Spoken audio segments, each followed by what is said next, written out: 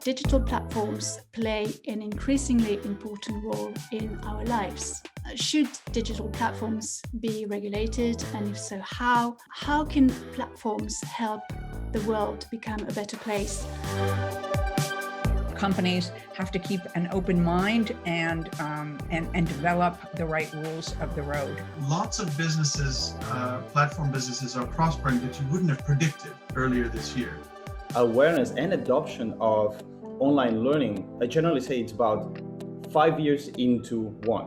The ecosystem that really know how to build trust in the unfamiliar, or trust in new experiences, it's the platforms. What will the rules mean in practice? How will they apply to our businesses, to your businesses, to the businesses you aspire to grow? So what will they cost you in terms of product development delay? Legal fees, dare I say, econ, OC fees. How will you manage that? How much regulation will be helpful for you and your business? Where will there be opportunities?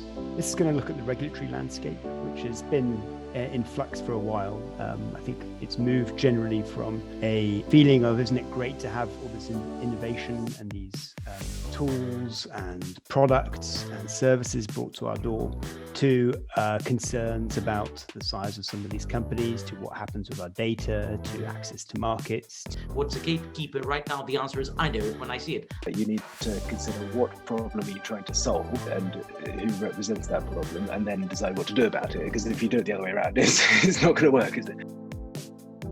If you are operating a platform, you are in the trust business. Trust is made up of two things. It's made up of competence and integrity. And of those two factors, integrity is actually the more important. It's actually 3 times as powerful as competence. It's about managing the conflicts that might arise between different participants on a platform, and how you go about thinking about those conflicts, which might include the value sharing, right? Who gets which piece of the pie? The platforms of not being transparent enough. Transparent builds trust, but not just with the consumer. I think it builds it with the regulators. And I think we need to change the conversation. It takes time to create very, very simple and fair rules. Once you've done that, you're able to diffuse them in the community, make sure everybody understands them. And once you've done that, you're on the way to having a governance which is transparent and understood by everybody.